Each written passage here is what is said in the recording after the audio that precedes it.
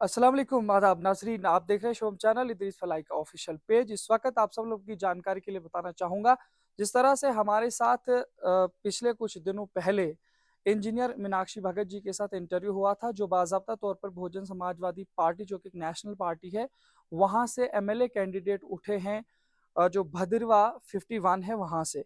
और आज हम इनसे फिर से जानकारी लेंगे, लेकिन इससे पहले हम आप तक जानकारी पहुँचाने की कोशिश करेंगे कि जो भदरवा 51 है, ये 99 जो 1990 तक रिजर्व होती थी एससी कैटेगरी के लिए। और 1987 में नारायण दास जी जो है वहीं से मुस्लिम यूनाइटेड फ्रंट से उठे थे।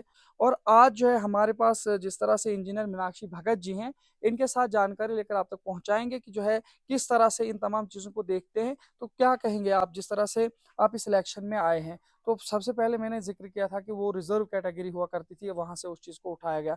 तो कितना ज़्यादा जो है आपको उस चीज़ को फेस करना पड़ रहा है?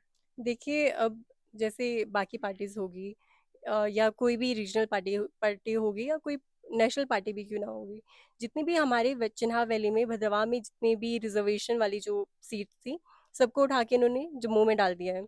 तो उसकी वजह से चैलेंजेस तो काफ़ी फेस करने पड़ते हैं, क्योंकि आप पूरे चिन्हार वैली में देख लो या महिलाओं की जो रिजर्व सीट थी उनमें देख लो, तो कितनी कम तादाद में जो है वो महिलाएं सामने आती हैं। जैसे हम भद्रवाह कॉन्स्टिट्यूंसी की बात कर लो, तो मैं अकेली जो हूँ महिला वो खड़ी हुई हूँ बीएसपी की तरफ से। तो क्या कुछ लग रहा है, जम्मू कश्मीर के अंदर भी रीजनल पार्टी से हैं, आपको नेशनल पार्टी के साथ क्यों जुड़ करके इलेक्शन में लड़ना पड़ा? देखिए, ये जो पूरा है, मैं अपनी विचारधारा को लेके बीएसपी के साथ जुड़ी हुई हूँ, और अगर मेरी विचारधारा बाकी पार्टी से मैच नहीं हो रही है तो मैं उनके साथ काम नहीं कर पाऊंगी, मैं उनके साथ नहीं जुड़ पाएगी। तो क्या कुछ लग रहा है, जिस तरह से आप इनकी विचारधारा के साथ है, क्या कुछ ऐसी चीज़ें हैं जो विचारधारा आपकी है और पार्टी की मिल रही है? देखिए, जो मेरी विचारधारा है वो है कि हम सब लोगों को एक साथ लेके चलें, जो कि अभी आपने बहुत सारी पार्टीज़ देखी होंगी, वो डिवाइड एंड रूल पे चल रही हैं, कि वो जात-पात करती हैं, वो रिलीजन्स को बीच में लेके आती हैं और उनकी आपस में लड़ाइयाँ करवाती हैं। तो जो हमारी पार्टीज़ है, वो पार्टी है बीएसपी जो है, वो सबको साथ लेके चलना प्रेफ़र करती है, वो सबको साथ लेके चलना जानती है। तो मेरे को ये जो चीज़ है अपनी पार्टी की, कि सबको एक एक गठबंधन में बांध के रखने की, वो चीज़ें मुझे अपनी पार्टी की जो वो बहुत अच्छी लगती है, तो इसीलिए मैं बीएसपी के साथ जुड़ी हूँ। तो आप मुझे ये बताइए, यही नारा है बीजेपी का भी, सबका साथ, सबका विश्वास और सबका विकास।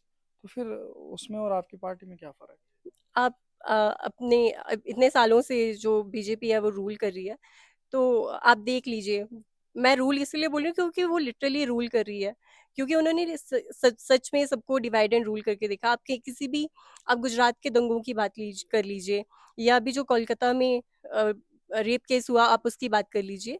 तो ये हर एक, नॉट जस्ट हर एक जात पात में, ये लड़का लड़की भी कर रहे हैं। तो ये हर एक चीज में, कि लड़की थी गलत कपड़े पहन के गई होगी, रात को क्यों बाहर निकली, तो ये जो सारी चीजें हैं ये अभी भी हो रही हैं 2024 में, डिजिटल वर्ल्ड में ये सारी चीजें अभी भी हो रही हैं।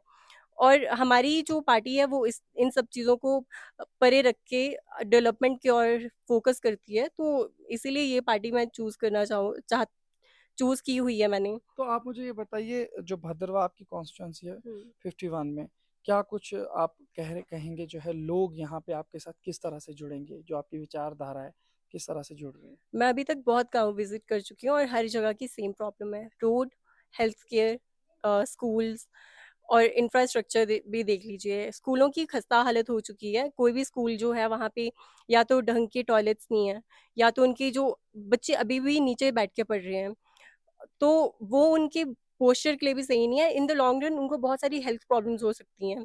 आप डिस्पेंसरीज को देख लीजिए, एक छोटे से घर में, या उसके लिए अलग से उन्होंने कोई स्टोर नहीं ले रखा है या कोई अलग से मकान नहीं बना रखा है, एक छोटे से किसी घर को रेंट पे लेके डिस्पेंसरीज खोली जा रही हैं, जहाँ पे मेडिकल फैसिलिटीज अच्छी नहीं है, दवाइयाँ नहीं है वहाँ पे मेडिकल असिस्टेंस है, इनको एक डॉक्टर तक प्रोवाइड नहीं किया गया है। और आप रोड्स की हालत देख लो, आप कहीं पे भी चले जाओ, आप भदवा आ रहे होगे, रास्तों में बहुत गड्ढे हैं। हमें पता है कि हमारा जो एरिया है वहाँ पे लैंडस्लाइड्स होती हैं, या वहाँ पे कभी कभी अर्थक्वेक्स भी आते हैं।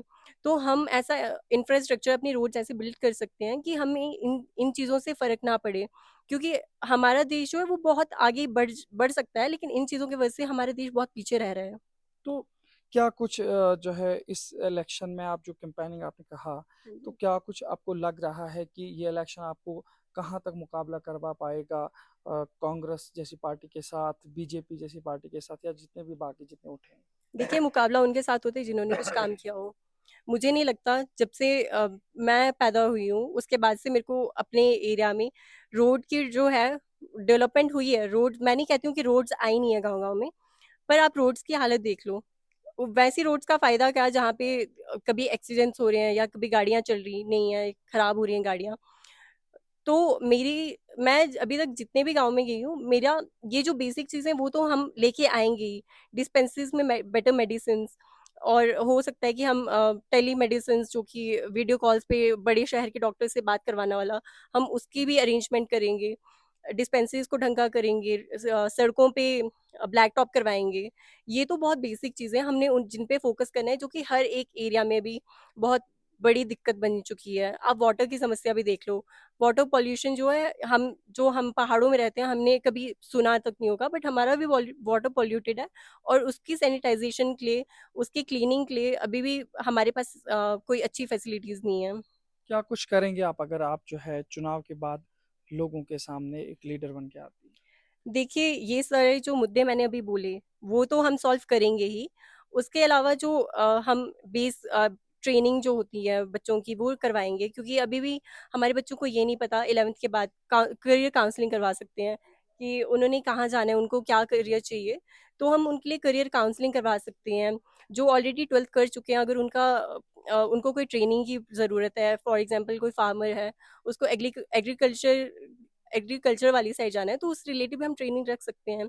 तो और जो टीचर्स हैं, जैसे जो बहुत पहाड़ी पहाड़ी इलाकों में रहते हैं, उनके लिए हम बेनिफिट्स और ज़्यादा इंक्लूड कर सकते हैं, ताकि वो बस अपने जो बच्चे हैं उन पे ध्यान ना दें। क्योंकि हमारे बच्चों की जो एजुकेशन है, वो बहुत ही ज़्यादा ज़रूरी है, क्योंकि अगर मेरे को नहीं पढ़ाया गया होता, तो मुझे नहीं लगता कि यहाँ पे मैं अपने लोगों के लिए आज खड़ी हो पाती।